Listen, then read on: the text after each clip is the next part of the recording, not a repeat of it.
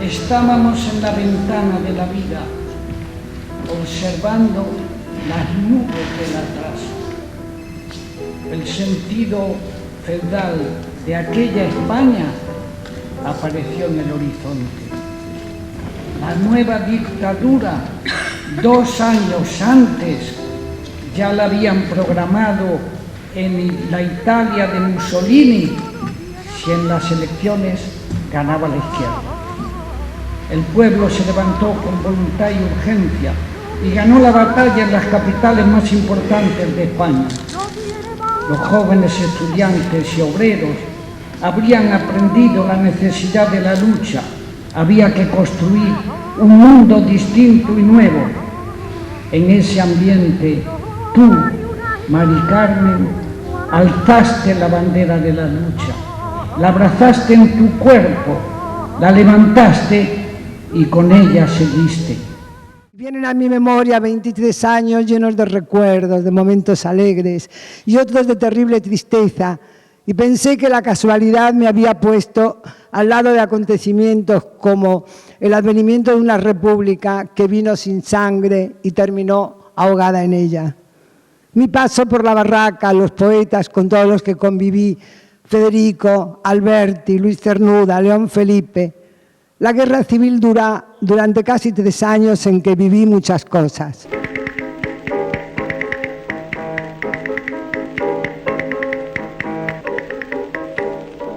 ¿Qué era la barraca? La idea vino de Federico, absolutamente de Federico, que le gustaba muchísimo el teatro y que se le ocurrió, él tuvo ya la idea de formar una compañía de teatro ambulante universitaria, con universitarios, para divulgar por todos los pueblos de España y por qué sé yo, y en provincias y en catedrales y en todo eso, el teatro clásico español, que según él estaba muy... Él decía, ¿cómo teniendo España uno de los teatros clásicos más ricos del mundo, no se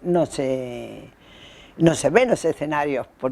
Primero porque lo hacían muy mal, porque era todo un teatro acartonado, entonces claro, la gente se aburría, ¿no?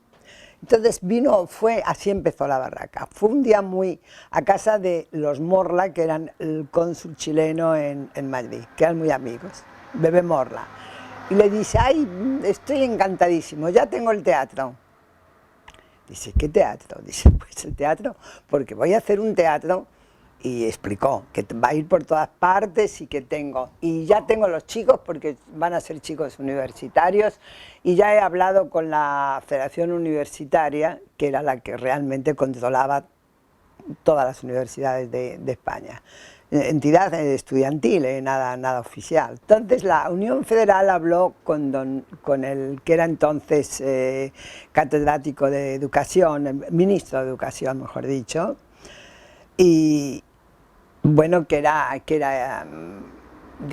hablaron y dieron una subvención a la barraca, que eran 100.000 pesetas anuales, que eran para vestuario, para decoración, para los gastos de viaje, sin ningún viático, pues nosotros éramos todos absolutamente gratis, no cobraba nadie, ni Federico, ni Ugarte, que era el codirector, ni los chicos, ni nada. Un día en un campo de deportes, viendo un partido de rugby, y viendo al estudiante Pardo, que era el que por primera vez me había hecho ver el auto sacramental La vida es sueño, me dijo de pronto, ¿no te gustaría entrar en la barraca? Necesitan una chica y creo que tú servirás, pero tienes que pasar una prueba con Lorca, no es fácil, no creas. Era un sueño que tuve desde que la vi actuar. Recuerdo que recité y leí las coplas de Jorge Manrique y canté alguna cancioncilla popular acompañada al piano por Federico. Yo cantaba en los coros del maestro Torner y no se me daba mal del todo. Federico dijo algo al oído de Ugarte y alcancé a escuchar algo así como voz para la tragedia.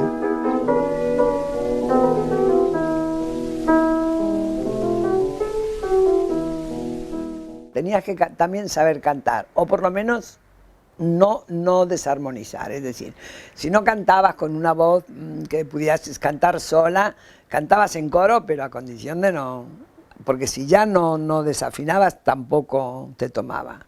Y también había que saber bailar. alguna cosilla. No baile, pero bueno. Pero eso era lo que más gente sabía, porque en general los jóvenes siempre saben bailar algo, no siempre se pueden mover. Y si alguno era patoso, bueno, ese era el alcalde ese lo ponían de viejo siempre. Siempre era. Y Federico indicaba los maquillajes también. Fíjate que nosotros ya el último, el Caballero de Olmedo, que iba con Pepe Caballero, era el que venía con nosotros en la barraca siempre, y él era el maquillador, el que arreglaba los decorados, el ambiente y todo, venía como escenógrafo más bien. Y luego hacía bulto, claro, si había que hacer de bulto también. Recuerdo cómo Federico leía las obras, haciendo todos los personajes, y cómo en los ensayos disponía, colocaba, nos movía con los hilos de su magia, como si fuéramos una parte de él. Aquellas excursiones con Federico, que tenía pánico a la velocidad, y decía con su bello acento granadino: más despacio, que nos vamos a matar. Y luego ese público virgen, ingenuo, que apreciaba todos los matices de Cervantes, en romances que Federico recitaba como jamás he oído decir. Ay, Federico, cómo hubieras sufrido al ver este fuego desatado en la España que tanto quisiste.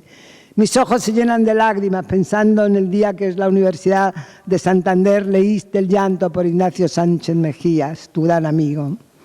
Entonces se trataba de un teatro, en el fondo, revolucionario del todo. Primero porque no había constancia de que chicos y chicas salieran juntos por ahí por el mundo. Eso nos tildaron de todo, de indignas. Y además se metió con nosotros la Falange, muchísimo, todo. Y después porque era pues inusitado, los chicos eran 30 chicos, en total creo que éramos 30 o 35 generalmente. Había los actores. Los actores eran los menos, había también la mitad eran actores, pero había músicos también, chicos que hacían música. Había los que estudiaban arquitectura, que son los que montaban y hacían los tablados, porque nos instalábamos en las plazas de los pueblos. Preferentemente delante de una iglesia, delante de una catedral, que siempre estaban en las plazas, porque viste que las plazas de los pueblos de España siempre tienen un edificio así. Y el repertorio era Lope de Vega, Calderón, los entremeses de Cervantes, Églogas, bueno, era muy el Tirso de Molina con el Burlador. En general se montaron 13 obras, que fíjate como gafe que la última fue El Caballero de Olmedo. Y siempre que la representamos, y a pesar de la belleza del verso de Lope, no nos salía tan bien como otras. No sé por qué, pero la triste melodía que Federico le puso y que las voces líricas y los músicos, laúdes, violines y guitarras se hacían a la perfección, nos llenaba de congoja por la triste suerte del caballero. Nadie se hubiera imaginado que también lloraríamos por el mejor de los poetas, el más dulce, el más alegre, una y mil caras de Federico, todas llenan de luz como el caballero, la gala de Medina, la flor de Olmedo. Sombras le avisaron que no saliese y le aconsejaron que no se fuese al caballero, la gala de Medina, la flor de Olmedo. Teníamos un camión que era el de la barraca, que era donde iban los decorados, todos muy bien doblados, los trajes, todo, porque todo era muy bueno eso, era realmente de primera. Además eran los mejores pintores que hicieron los decorados, Manuel Ángeles Ortiz, Ramón Gaya, Alberto, y los trajes buenísimos. Los trajes eran diseñados también por ellos, por los pintores o por gente importante, y estaban confeccionados en una sastrería que era la que hacía todas las cosas de la Argentinita. Todos los trajes especiales eran muy buenos. Para entrar a la barraca era difícil porque tenías que hacer una prueba. O sea que Federico tenías que gustarle a Federico. Había, chicas fuimos muy pocas, nunca fuimos más de 6, nunca fuimos más de 6. La gente, claro, los chicos, los que eran había también los que hacían electricidad, los que ponían la luz, los que ponían todo eso, era muy pensado, porque Federico tenía innovación en todo, en la manera de dirigir, en la manera en los decorados, en la manera de moverse y hasta las luces, que en aquellos tiempos no había más que la luz, eso que se llamaba un foco. Que el foco va siguiendo a la bailarina o al cantante, la va siguiendo con un foco así amarillo, que generalmente no había más que esa luz. Y él no sé qué hacía, pues yo no puedo saber, pero él combinaba de tal manera que las luces eran como rotativas. ¿Cómo lo hicieron? No lo sé, porque los chicos eran todos ingenieros, sí, pero estudiantes todos. Y Federico nos congregaba, primero para leer la obra. Leía la obra toda entera haciendo todos los personajes. Él hacía todos los personajes. También elegía porque hay una cosa en los teatros juveniles, daría la impresión que todos tienen la misma voz, la voz clara de joven. Entonces él tenía las voces, éramos jóvenes todos, pero unos tenían voces altas, otros tenían voz baja, unos eran voz para cosas cómicas, otros eran voces, y también así conseguía.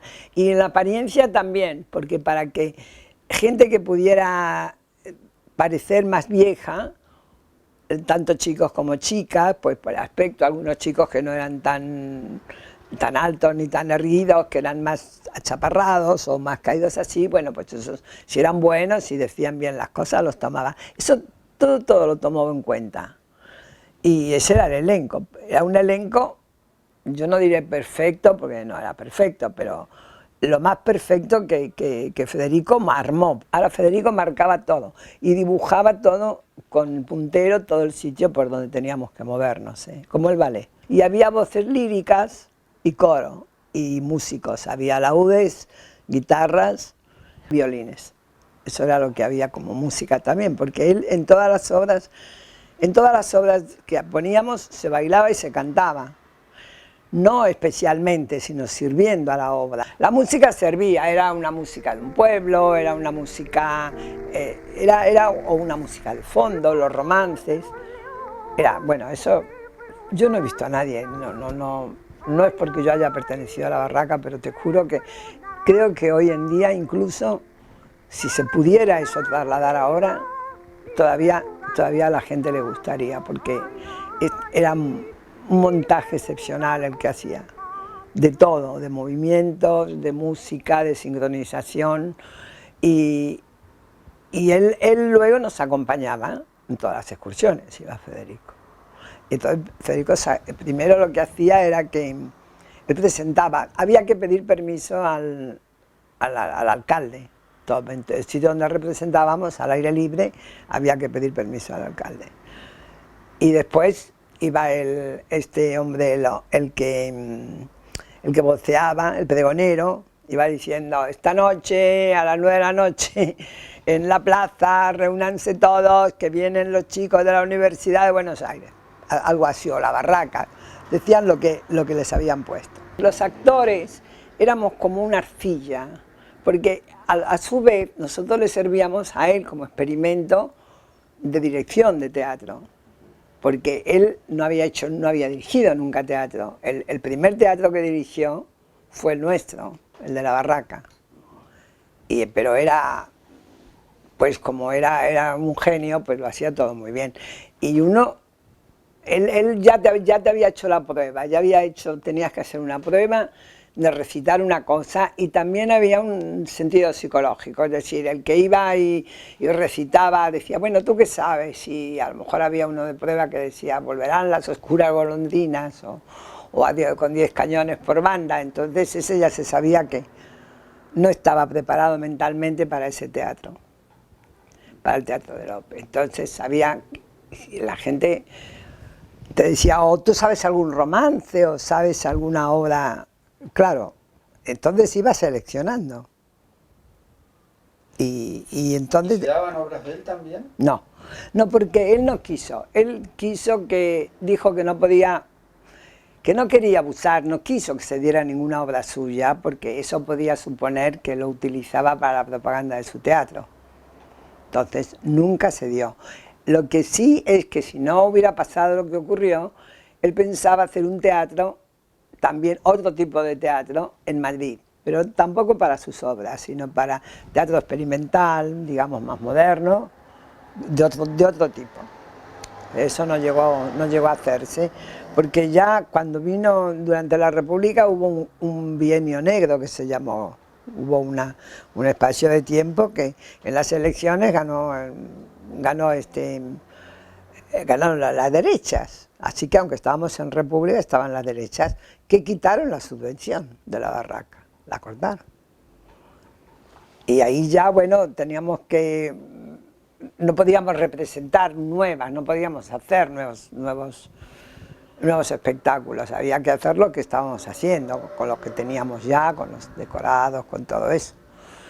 Y eso que lo éramos, mira, en los pueblos de España entonces dormíamos en posadas, en casas que nos dejaban, la casa del alcalde, la casa del médico, la casa de los más notables nos dejaban, porque éramos muchos para alojarnos y en esos sitios no había.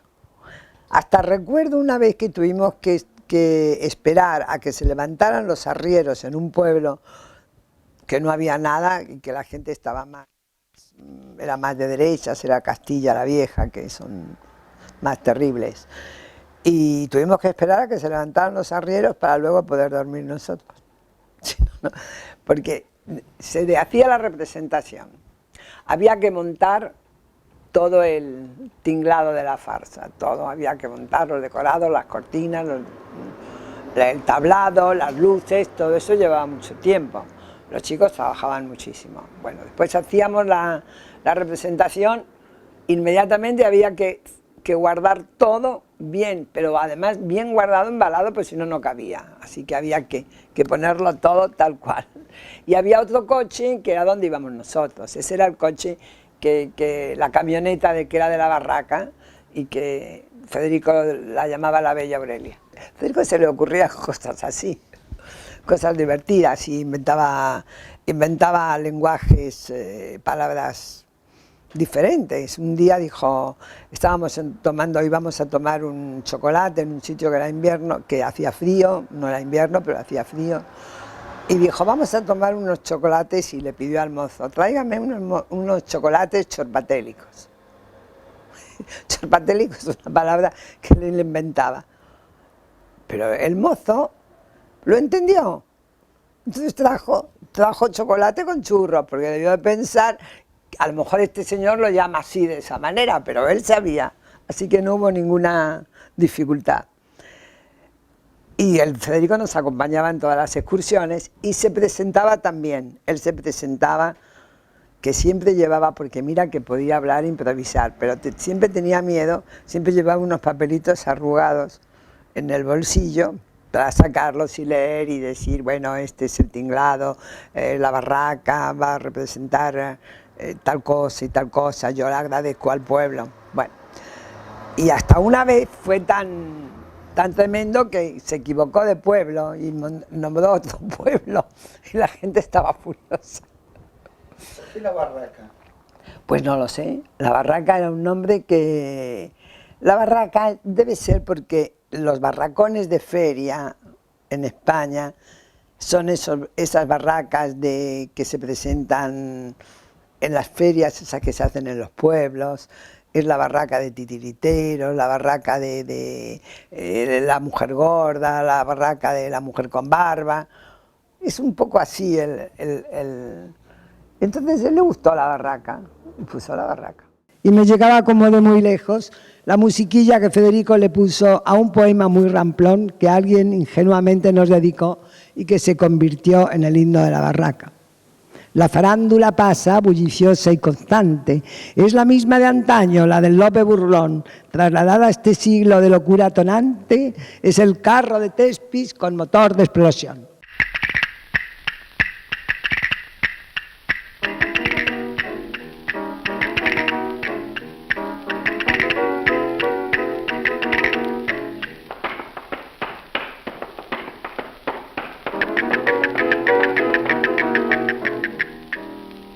estreno de Yerma fue un estreno escandaloso, completamente terrible, lleno de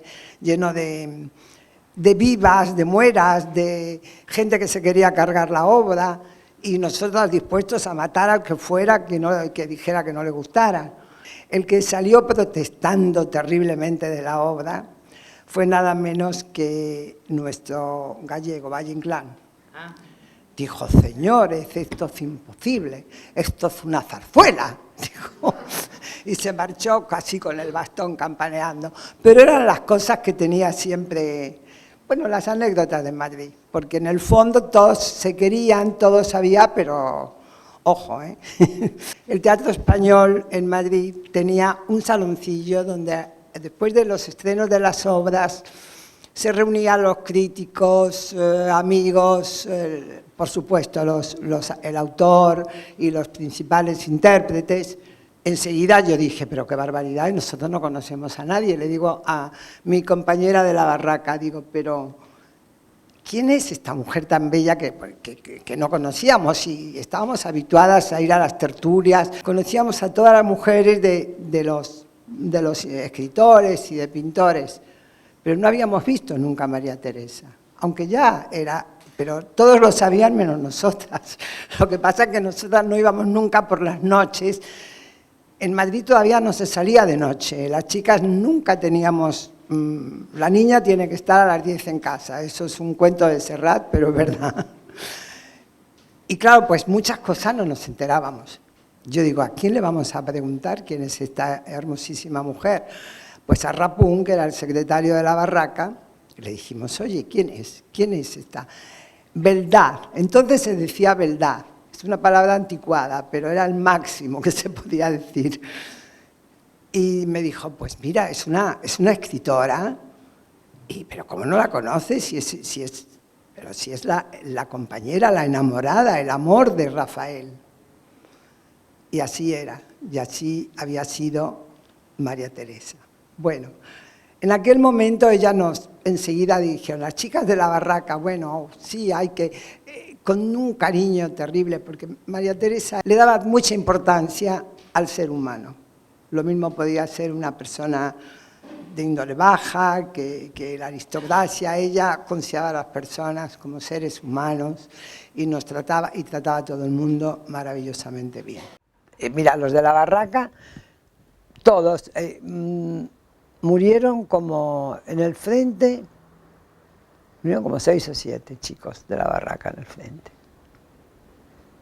Y Rafael Rapún, ese que la gente decía que era amigo de Federico, ese murió también en el frente.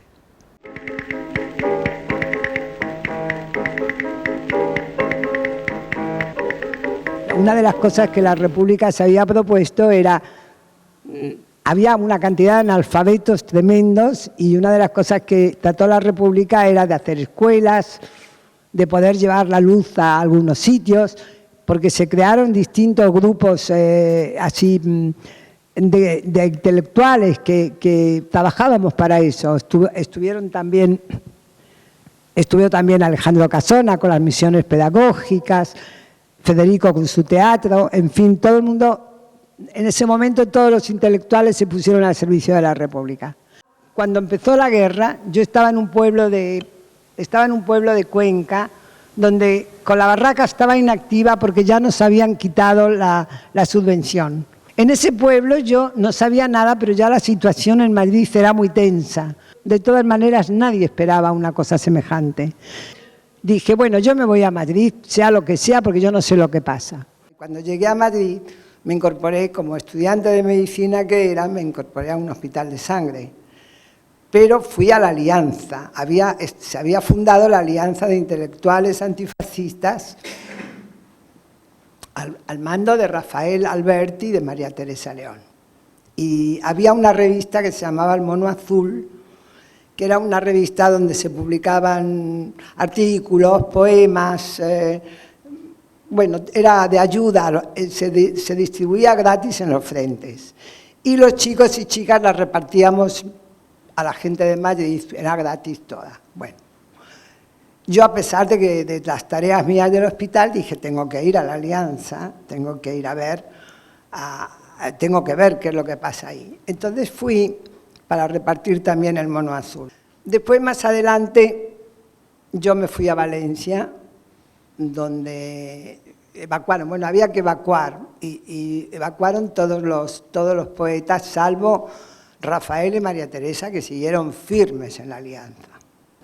La triste y desgarradora noticia del fusilamiento de Federico conmovió a todos los argentinos que recordaban su venida al país con un calor humano pocas veces visto. ¿Por qué Federico tuvo que irse a Granada cuando todos le decían que se quedase en Madrid? ¿Fue una casualidad o algún oscuro presentimiento el que lo arrastró como al caballero de Olmedo? Estando yo en Valencia, que iba a preparar el estreno de Mariana Pineda, íbamos a hacer Mariana Pineda en homenaje a Federico, pero en aquel momento debía de ser por el mes de marzo del 37. Una compañera mía de la barraca, María del Carmen Prados, y yo dijimos, vamos a Madrid, porque en Madrid no hay nada que comer. Entonces vamos a ver si llevamos algo a nuestras familias, porque desde Valencia todavía se podía comer. Recurrimos al hijo de Negrín, que era compañero nuestro de facultad, para que nos diera un viaje a Madrid, porque estaba todo cortado. Fuimos a nuestras casas y nuestras familias resulta que tampoco estaban en Madrid, porque tampoco, como no había teléfono ni había nada, no estábamos nunca comunicándonos. ¿Y qué hacemos ahora? ¿Dónde vamos? Pues ¿dónde vamos a ir? A la alianza, a que María Teresa y Rafael nos protejan. Bueno, allí fuimos y naturalmente María Teresa, que estaba allí, enseguida nos dio una habitación, nos dio de comer, porque no demasiado, porque tampoco se comía, tampoco en la alianza en Madrid se comía. La gente decía que sí, pero no. De tanto en tanto venían alguna brigada, alguno del frente del Guadarrama y llevaba a los aliancistas, les llevaba algún corderillo, un conejo o algo así. Y con eso había que alimentar a todos los poetas que estaban todavía allí.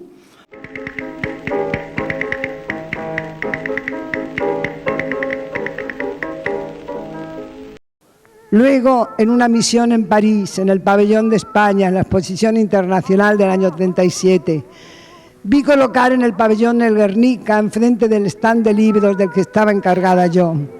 Vi a Picasso retocar el cuadro y la vuelta a España con la esperanza perdida. Alemania e Italia se preparaban ya a la invasión.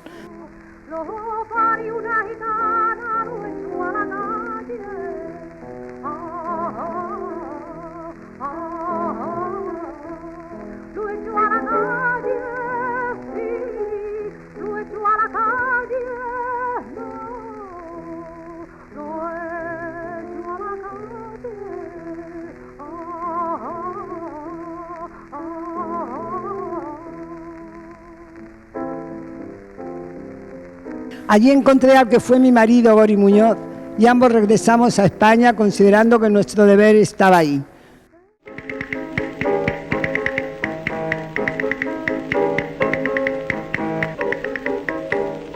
Cuando hicieron la evacuación de las obras del Museo del Prado, que Rafael hizo una obra muy bonita, estaban, bueno, desolados, porque ¿cómo íbamos a hacer? Ya había habido bombas incendiarias al lado del Museo del Prado.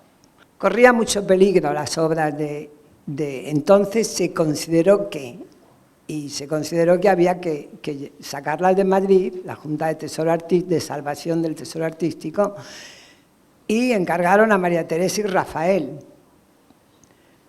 Y todo salió embalado como pudieron, con el 5º Regimiento, en destino a las Torres de Cuarte, en Valencia, que es una fortaleza medieval absolutamente inexpugnable.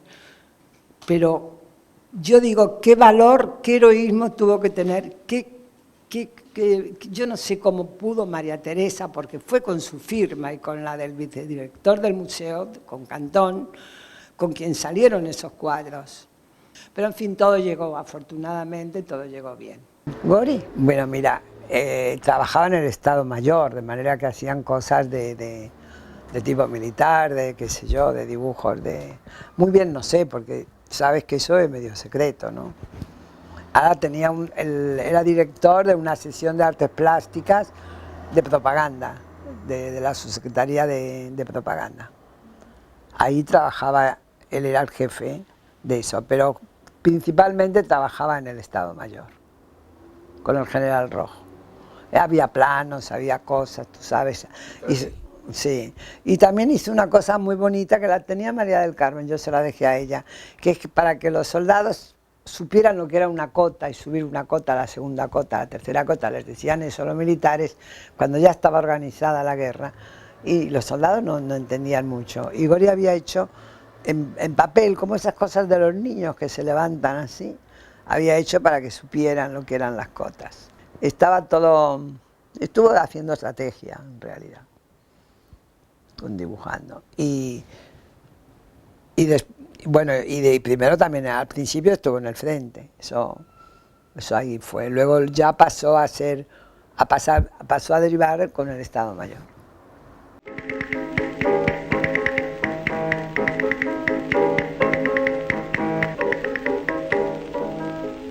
Bueno, llegó luego la derrota, salimos deprisa y con lo puesto, por los falangistas pisándonos los talones, y la salida por los Pirineos con nieve y metralla a cada rato.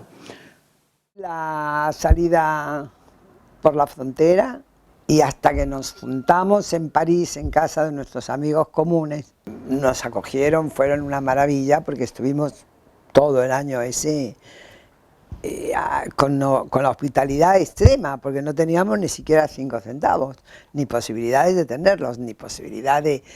Las pesetas que habíamos sacado de España, que tampoco eran muchas, nos servían ya, porque la moneda republicana se prohibió. Y bueno, después había 2 organizaciones del gobierno, una era la organización del JARE y otra del SERE. Una obedecía al Partido Socialista y la otra más a la juventud, más bien al Partido Comunista. Eran las organizaciones de ayuda. Después que Neruda consiguió el permiso para que los refugiados fuéramos a Chile, ellos consiguieron un poco una subvención de eso, del gobierno, de lo que el gobierno había sacado, que tampoco era mucho, no alcanzaba para nada, pero algo había. El resto de los pasajes, como no había para venir acá, no alcanzaba el subsidio que nos daban los cuáqueros. Los cuáqueros de América y los cuáqueros de Inglaterra, y aquellos que habían venido en el Mayflower hace 1000 años, dieron el dinero para los pasajes.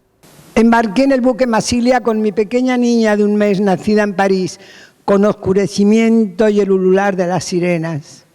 ¡Ay!, me decía alguien con voz agorera, pero pobrecita nena, tan rica que es, que se la van a comer los peces de seguro. Dormitorios de 3ª clase y menos mal que no hay 4ª, decía el periodista Clemente Zimorra. Travesía con luces apagadas, prohibido fumar en cubierta, temiendo a cada rato los ataques de los submarinos cuyos periscopios surgían entre las olas. Bueno, cuando llegamos aquí, veníamos gente que tú has conocido, Zimorra, Manolo Ángeles, Mariano Perla, espérate, ¿quién más? Esteban Francés, Mejuto, Gori, catedráticos también, gente en Corominas, médicos. Bueno, no éramos muchos los que estábamos acá. Y veníamos en el barco Masilia con destino a Chile. Lo que ocurrió es que entonces había nada más creo que una vez por semana había el tren que atravesaba la cordillera, creo que salía 1 o 2 veces por semana, no era todos los días, como es ahora. Apareció en una madrugada a Buenos Aires, humo de chimeneas, estibadores ya prestos a la tarea. ¡Qué maravilla debe ser esta ciudad! Tenía fama de ser la más importante de Sudamérica. Simpatizantes y amigos aguardaban y buena cantidad de público, ya que era el primer barco que llegaba desde que se declaró la guerra en Europa. Entonces estábamos en el barco y teníamos que esperar. El barco estaba en la dársena norte, pero tampoco arrimado a la planchada, sino lejos. Así. Y había que esperar a que fuera el día que tenía que venir la policía, sacarnos del barco y llevarnos y meternos en el tren, porque no teníamos ningún permiso para venir a Buenos Aires. Había habido una de esas carreras de caballos famosas acá, que Botana, que era el director de Crítica, que Crítica había hecho mucho a favor de la República, entonces Botana tenía un caballo que se llamaba Romántico y que había ganado la carrera. Y dijo, hombre, se le ocurrió dice, bueno, este dinero lo voy a repartir entre los refugiados que están en el barco, que sabía que no teníamos ni siquiera un centavo, y quiso entrar al barco. Llegó el Botana y dijo, tengo permiso, quiero subir porque quiero repartir una cosa entre los estudiantes. Y el capitán del barco le dijo, no, usted no puede entrar, estos son gente roja, peligrosa, y aquí no puede subir nadie. Yo tengo que esperar las órdenes, la policía tiene que venir, llevarlos al tren y que vayan a Chile. Y dijo, no, dice, para empezar, dice, yo voy a subir porque usted, dice, no, porque usted no puede subir aquí porque esto es tierra francesa.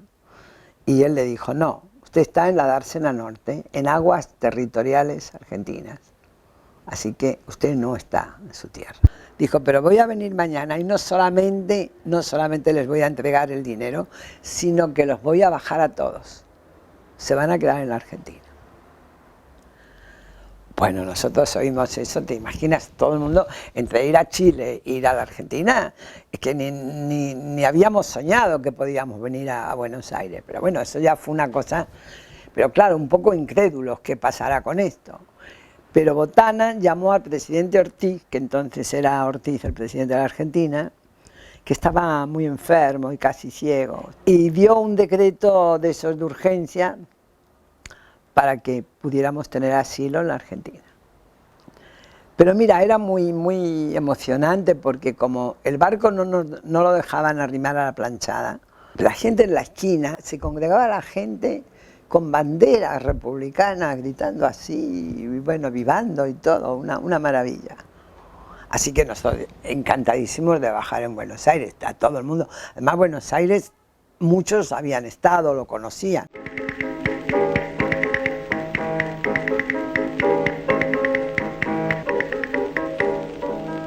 Cori entró a trabajar enseguida al día siguiente, porque aquí estaba Federico Rivas, que era director de Atlántida, entonces era el jefe de los dibujantes y de todo. Y era muy amigo de Gori de Madrid, de la Unión de Dibujantes de Madrid. Entonces, enseguida que se enteró que era Gori el que desembarcaba, le dijo, pues tú tienes trabajo acá, empezó con Villiquen, que tú ya has debido de tener algún Villiquen dibujado por él, por donde dibujaba de todo, animales, qué sé yo, todo. Y ahí entró a trabajar enseguida. Sí, era tan... Y claro, al entrar a trabajar enseguida ya teníamos más dinero, los demás les costó, a algunos les costó trabajo, a Gori no le costó trabajo.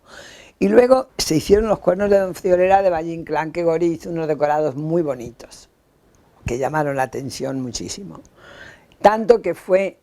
Saslavsky había ido a la representación y Luis Saslavsky le dijo a don Gregorio Martínez Sierra, le dijo que estaba buscando a alguien para que le hiciera Canción de Cuna, que la iban a hacer aquí. Y bueno, y enseguida empezó a trabajar en Canción de Cuna. Y después de Canción de Cuna, bueno, ya vino luego La Dama Duende y qué sé yo. Y el otro día me trajeron, han sido como... una barbaridad, como casi 300 películas que Gori hizo.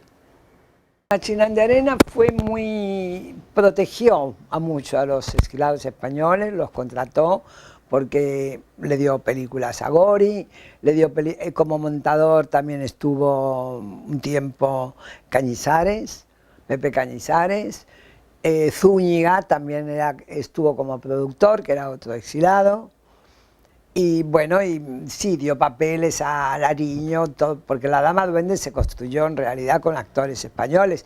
No eran exilados todos, pero eran republicanos y en fin, gente que hubiera podido salir de España. Algunos estaban aquí por casualidad, pero todos, Diosdado, Mejuto, sí, apoyó muchísimo Machina de Arena.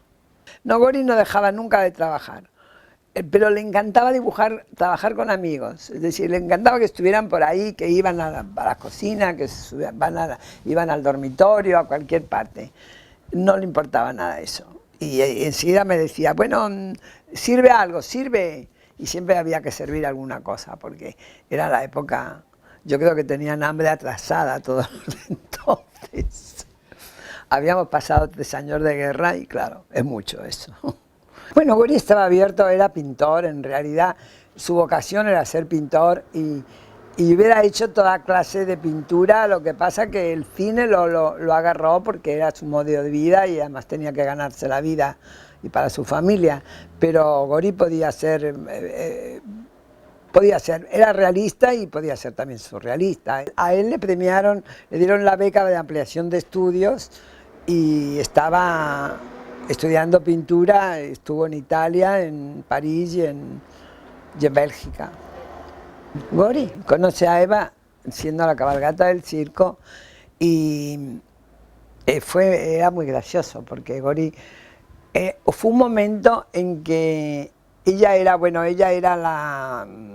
entonces Perón era coronel, no era todavía general, creo que no era todavía, que ascendió después. Bueno, no me acuerdo mucho de eso, pero creo que sí. Que él la venía a buscar en el coche y ya salía la cabalgata del circo y se iba. Yo la vi una vez, justamente un día que fui al estudio, y estaba Evita, que me pareció una mujer muy linda, muy guapa, con mucho, más que nada con porte, porque era muy alta. No sé, me pareció que estaba mejor, pero con la cara fría, dura, un poco dura de cara, de facciones, bonitas, pero duras. Y bueno, con Gori, si Gori hubiera sido una persona, qué sé yo, que le hubiera gustado tener alguna cosa, si hubiera sido uno de esos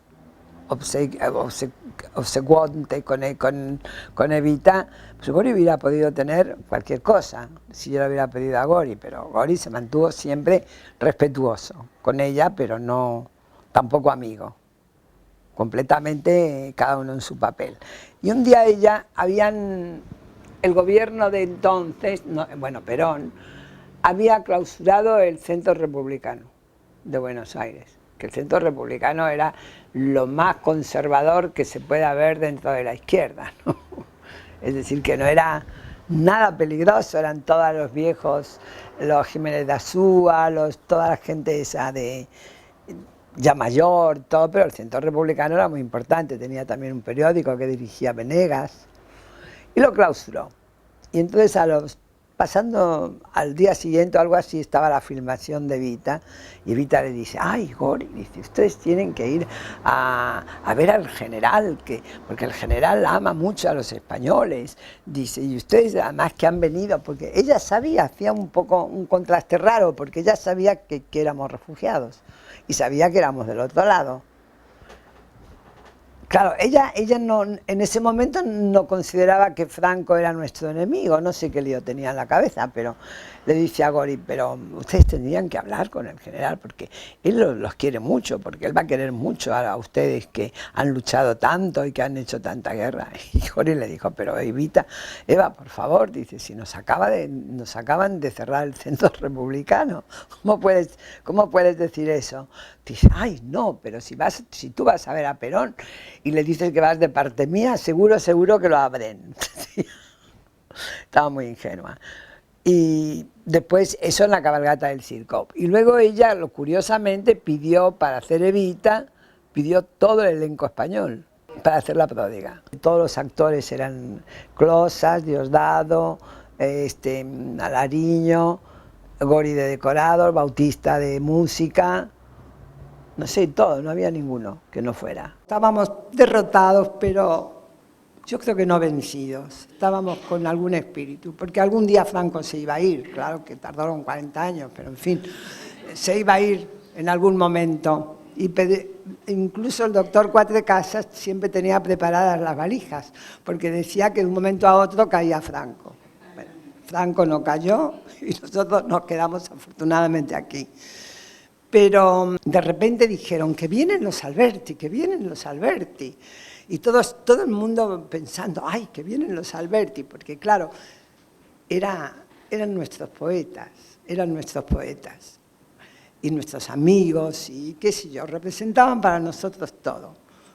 Entonces allá fuimos a esperar el Mendoza, que era el barco donde venían, y yo miré y dije, pero fíjate, le dije a mi amiga, en aquel ojo de buey está María Teresa. Yo reconozco esos ojos. Y estaba María Teresa con un sombrerito francés, con una voilette muy parisina, y esa es la última vez. Bueno, después nos hemos visto muchísimo acá, pero ese es el trayecto que seguimos de la guerra.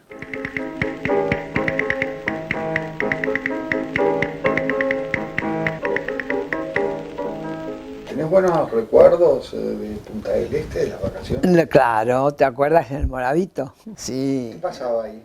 Nada, que estaban todos los chicos juntos divertidísimos, jugando y peleándose y de todo. Yo me acuerdo de haber jugado al León con Rafael Alberti y Alejandro Casona en la playa. En la playa jugábamos mucho porque ellos jugaban con las chicas, con las niñas. Bueno, con los chicos, todos los que había, estaba también Rafael Prados, estaban todos los chicos allá. Y sí, a Alejandro le gustaban mucho los chicos, lo hacía muy bien, que es algo que yo me parece que la gente no se acuerda mucho de Alejandro Casona, que fue tan importante en su tiempo. Porque aunque el teatro suyo se considere no actual o pasado, no importa. Significan muchos años de Buenos Aires, de buenas comedias, de buenas compañías, de buenos actores, de Luisita Beil, de Esteban Serrador, que eran generalmente los actores que hacían las cosas de Alejandro. Y no hay mucho... Veo que se olvida la gente, se olvida. La Gallarda es donde vivía Rafael Alberti. Se había hecho una casa que la hizo Antonio Bonet y tenía un mural de Portinari. Y es una casa que ellas hicieron con un poco de dinero, un poco de alguien que les regaló. Lidman le dio el terreno, sí, eso es. Lidman le dio el terreno. Y tenía la casa toda pintada por él, la puerta, estaba sí, toda como a cuadritos, todo pintado. Sí, esa era la Gallarda. ¿Y ustedes qué cantaban a la noche? ¿Qué eran las canciones? Bueno, canciones de la guerra, muchas, otras canciones populares. Eran Los Mozos de Monleón, eran todas las canciones populares españolas. Y luego las de la guerra, si me quieres escribir, ya sabes mi paradero. Esas las de la guerra siempre. O yo me subía a un pino verde a ver si la divisaba y solo divisé el polvo. Que las canciones de Federico todas, porque las canciones esas que Federico armonizó, que son populares, él las armonizó. Esas se cantaban siempre en nuestras fiestas.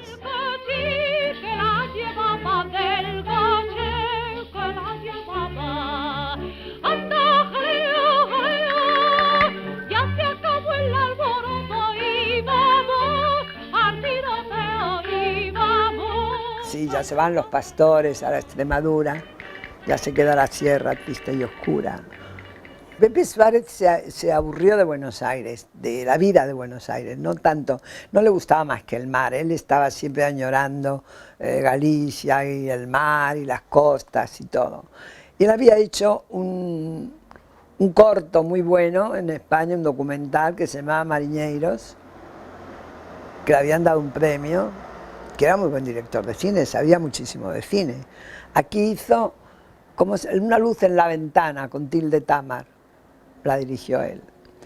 Bueno, él le entraron, era muy raro, acuérdate que era muy raro Pepe. Entonces ya dijo que estaba harto de acá, del cine y de todo, y que él iba a irse a una casa con un perro y con libros. Y ahí hizo El Yelmo de Mambrino.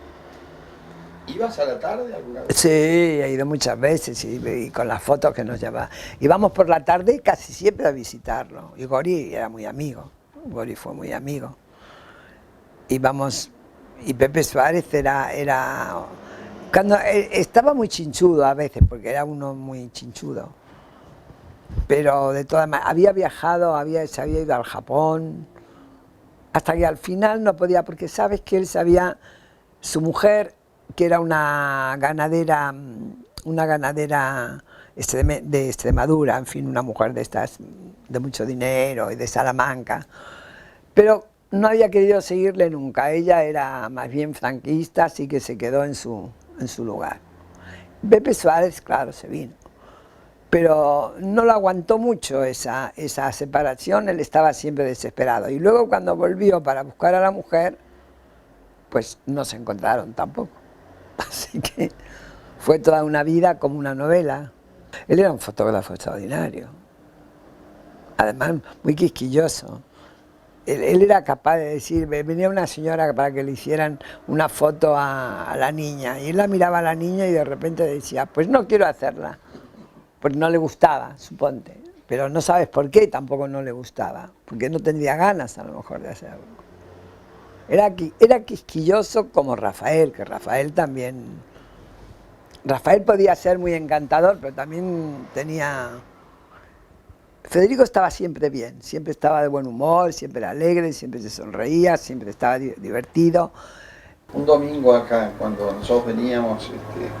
Bueno, la época, primero había una época que era la de los tortels, que no sé si te acuerdas, que eran unas cosas que comprábamos en la Rambla, que era una cosa catalana, que las traían a casa, que era la tarde de los tortels con el café. Después... crema. Con crema, sí. Entonces luego a la noche, bueno, ahí venían la tertulia.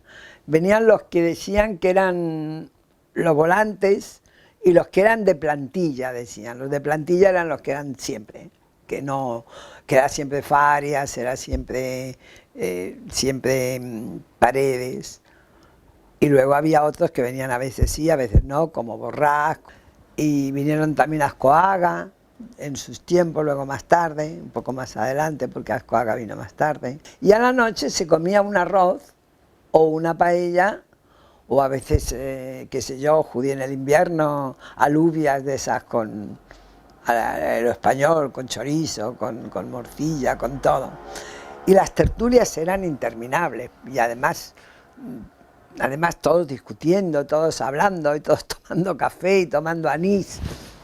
Eran muy divertidas. Y luego estaban también las tertulias que toda la semana había tertulias. Estaba la tertulia de la librería, de la de tu padre, que a veces era gracioso. Tu padre era muy gracioso también, que de repente no quería vender libros porque quería estar en la trastienda y decía, ¿cuánto vale este libro? No lo sé, venga más tarde.